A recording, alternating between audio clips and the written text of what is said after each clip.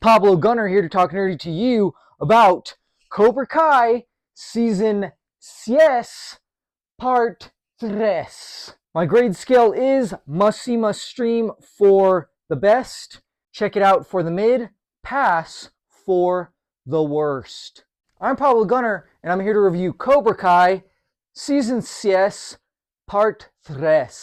Real quick, I just want to mention that I've seen all the Karate Kid movies. I loved the first two. I've seen every other iteration. I've watched every part leading up to this, and it is such an epic event. This final part consisted of 5 episodes that dropped on February 13th on Netflix, and I finally watched them all.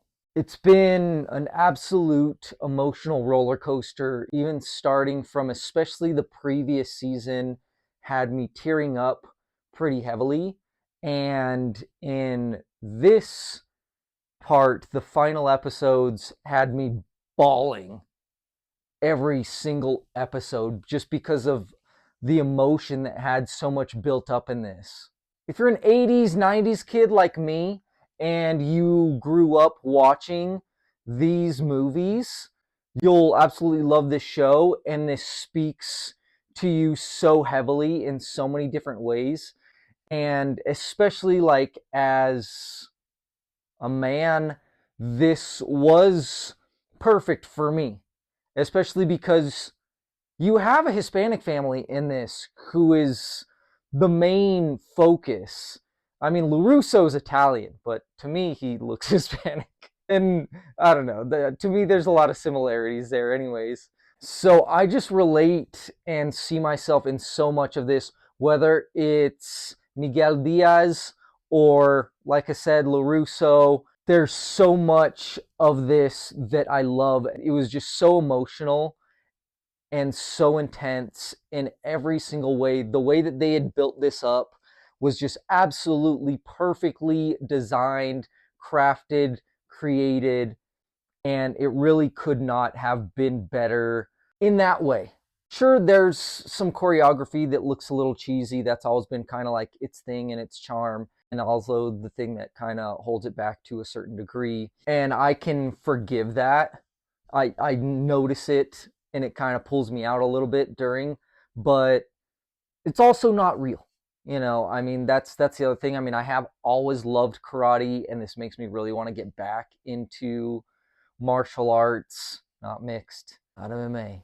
There was some phenomenal twists in this that I did not see coming, and there was others that were like, this ended exactly how it should have and how it was set up to be from the first episode, and I love that.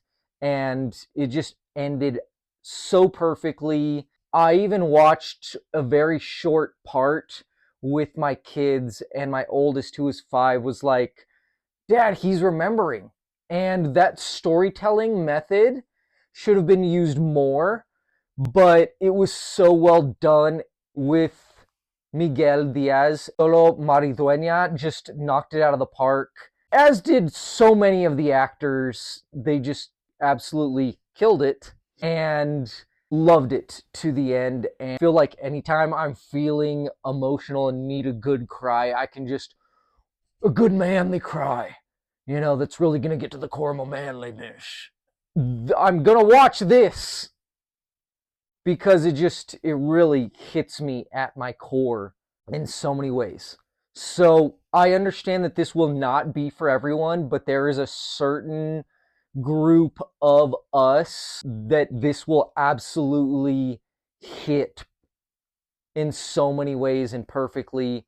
And that's why, for me and people like me who are 80s boys that have become men, it's a must-see, must-stream. But I think if you're just a fan of this stuff, and it can reach so many people, like I said, even my 5-year-old was getting aspects of this. I didn't want her to watch the whole thing because they do cuss. So it's not for everyone, but for the people that it is for, they knew what they were doing, they knew what they were aiming for, and it was a knockout. Talk nerdy to me, tell me what you thought about it. Give this a thumbs up if you like it, or a thumbs up if you like the show. A thumbs down if you dislike the video or the show. Don't forget to like, comment, subscribe. Don't forget to like, comment, and follow. Talk nerdy to me. Cobra Kai never dies. Strike first, strike hard, no mercy. Ah.